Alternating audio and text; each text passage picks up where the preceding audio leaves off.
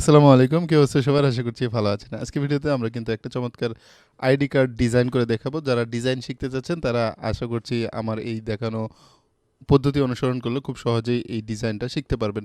তো আইডি কার্ডের আসলে সাধারণত ২ পেজের আইডি কার্ড হয়ে থাকে, back part and front part. তবে কিছু প্রতিষ্ঠান রয়েছে যারা শুধুমাত্র ফ্রন্ট পার্ট ইউজ করে। সেজন্য আজকের ভিডিওতে আমি শুধুমাত্র ফ্রন্ট পার্ট ডিজাইন করে দেখাচ্ছি। সামনের ভিডিওতে চেষ্টা করব ডাবল পার্টের আইডি কার্ড কীভাবে ডিজাইন করতে হয় সেটা দেখানোর জন্য।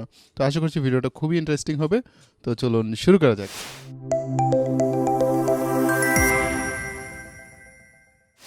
তো প্রথমত আমাদেরকে একটা আইডি কার্ডের সাইজ নিয়ে নিতে হবে। যে কোনো ডিজাইনের সর্বপ্রথম সেটা সাইজটা আপনাকে নিয়ে তারপর একটা ব্ল্যাঙ্ক ডকুমেন্ট ওপেন করতে হবে।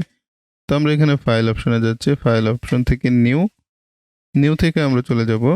এখানে দেখুন এই যে সাইজ রয়েছে, অথবা আমরা এখানে প্রিন্ট অপশনে যেতে পারি। যাওয়ার পর এখান থেকে সাইজ নিয়ে নেব। সাইজ এখানে আমরা ইঞ্চিতে নেব, যেহেতু এখানে আইডি কার্ডের সাইজ সাধারণত ইঞ্চিতে হয়। আইডি কার্ডের সাইজ হচ্ছে 2.25 ইঞ্চি, আর হচ্ছে এদিকে হবে 3.5 ইঞ্চি। ওকে, তবে এটা আসলে স্ট্যান্ডার্ড মাপ বলা যেতে পারে। তবে বিভিন্ন দেশভেদে আসলে বিভিন্ন দেশে বিভিন্ন সাইজের কার্ড হয়ে থাকে। তো সেটা আপনি জেনে নেবেন। আপনি যদি বাংলাদেশি ক্লায়েন্টের জন্য কাজ করেন সেক্ষেত্রে আপনি গুগলে সার্চ দিবেন, তাহলে কিন্তু আপনি এটার পারফেক্ট সাইজ যেটা সেটা আপনি পেয়ে যাবেন। তো এখন আমরা এখানে একটা ডিজাইন করব। তো চলুন শুরু করা যাক। প্রথমত আমরা কয়েকটা শেপ নিয়ে নিচ্ছি, তাহলে ডিজাইনটা দেখতে ভালো লাগবে। তো ধরুন আমি এইরকম একটা শেপ নিলাম চোখের আন্দাজে।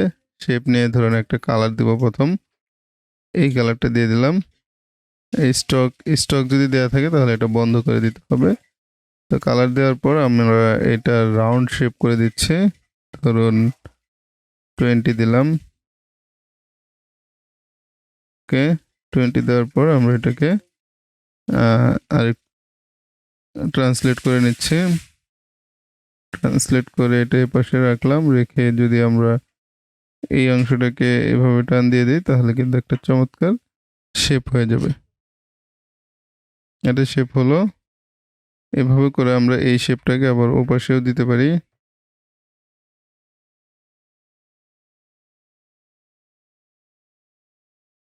ধরুন এপাশে এই শেপটা দিলাম।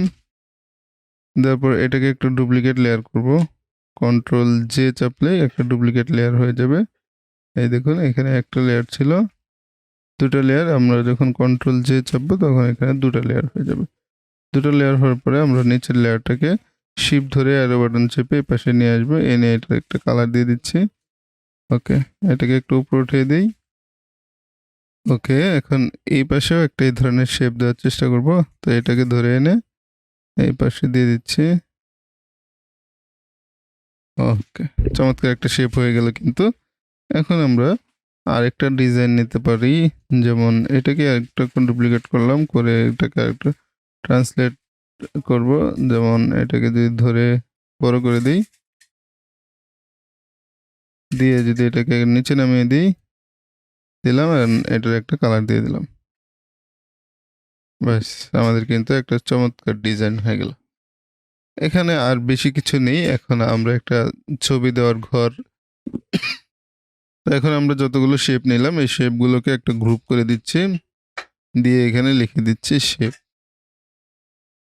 ওকে, এগুলো সব একটা গ্রুপের মধ্যে ঢুকে গেল। এরপর আমরা এখানে ধরুন আরেকটা শেপ নিচ্ছি ছবির জন্য।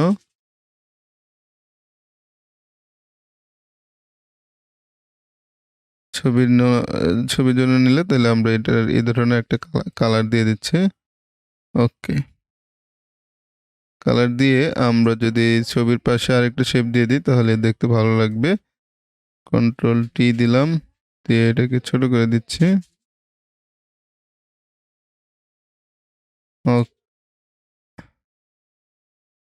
একটু মোটা করে দিই।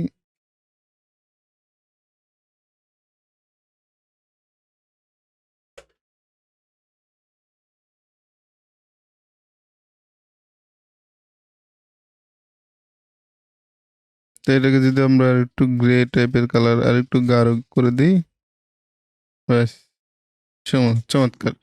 তো এইটাকে আমরা এখানে এটাকে স্মার্ট অবজেক্ট করে দিতে পারি। এটা একটু বড় করে দিই।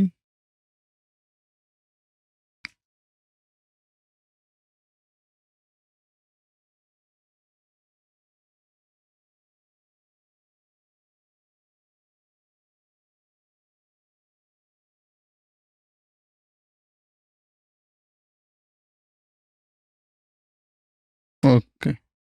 তো এখন আমরা এটাকে স্মার্ট অবজেক্ট করবো। এর জন্য এটাকে আগে আমরা আরেকটা ডুপ্লিকেট লেয়ার করলাম। এই যে দুটো লেয়ার পরে এখানে অল্টার বাটন চেপে ধরলে দেখুন এখানে একটা অন্য সার্কেল চিহ্ন আসছে, এখানে আমরা চেপে দিব। চেপে দেওয়ার পর আমরা এটাকে স্মার্ট অবজেক্ট করে দিলাম। এখন আমরা এখানে যে কোনো ছবি অ্যাড করতে পারবো খুব ইজিলি। আর এরপর হচ্ছে এখানে নাম দিয়ে দেব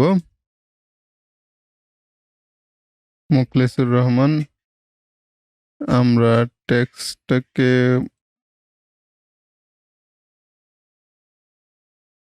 সবগুলো ক্যাপিটাল লেটার করে দিই।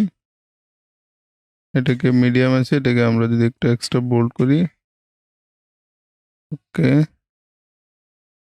এটাকে ছোট করলাম। এখানে জব টাইটেল দিয়ে দিলাম গ্রাফিক ডিজাইনার।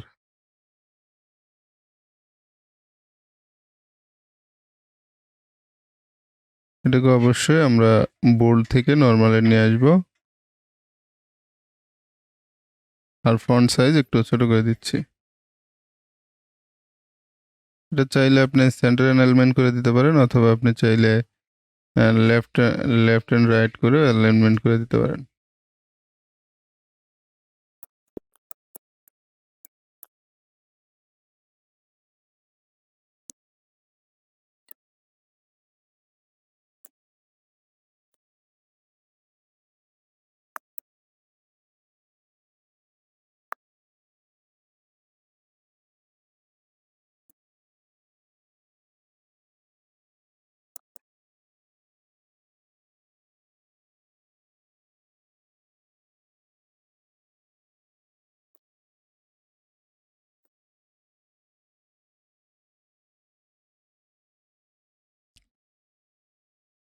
তো মোটামুটিভাবে আমাদের আইডি কার্ড কিন্তু এখন কমপ্লিট। তবে এখানে আপনি চাইলে কোম্পানির নামটা এখানে বসিয়ে দিতে পারেন, অথবা কোম্পানির লোগোটা এখানে বসিয়ে দিতে পারেন। তো আমরা এখানে লিখে দিচ্ছি কোম্পানির নেম। এখানে কোম্পানির নামটা ছোট্ট করে লিখে দিতে পারেন, অথবা বড় করে, যেভাবে হোক আপনার কাছে যেভাবে ভালো লাগে লিখে দিলে হয়ে গেল। এখন আমরা এখানে ছবি বসাবো কিভাবে, আমরা একটা মডেলের ছবি বের করছি খুঁজে। তো দেখুন এই যে আমাদের মডেলের ছবিটা রয়েছে, এটা যদি আমরা দিতে চাই তো কি করব, এখানে চাপ দেবো। তাহলে আমাদের আচ্ছা, এর আগে আমরা যে টেক্সটগুলো রয়েছে সবগুলো একটা গ্রুপ করে নিচ্ছি। যেমন এটা এটা এটা এটা এগুলোকে একটা গ্রুপ করে নিলাম। গ্রুপ করে এখানে লিখে দিচ্ছি টেক্সট। ওকে, শেপগুলো একসাথে, আর এখানে হচ্ছে এই দুটাকে গ্রুপ করে এটা কোনটা, এই তিনটা গ্রুপ করে আমরা এখানে লিখে দেবো ইমেজ গ্রুপ IMG। ওকে, তো ইমেজের ভিতরে আমরা এই শেপটাকে ধরে এখানে ডাবল ক্লিক করব। ডাবল ক্লিক করে আমরা আমাদের মডেলের ছবিটা যদি এখানে এনে ছেড়ে দিই। ওকে, এখন এটাকে সাইজ মতো বসিয়ে দিচ্ছি।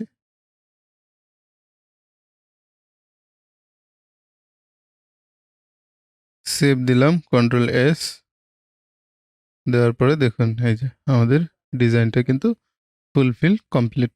তো এখন আপনি এটাকে সেভ করে দিতে পারেন, অথবা যে কোনো কাজে ব্যবহার করতে পারবেন, প্রিন্ট করতে পারেন, যা খুশি তাই করতে পারেন। তো মোটামুটিভাবে এই ছিল ডিজাইন। এটার কালারটা একটু হালকা করে দিলাম, আর একটু ভালো লাগছে। এটা একটু বড় করে দিই, আর একটু দেখতে ভালো লাগবে।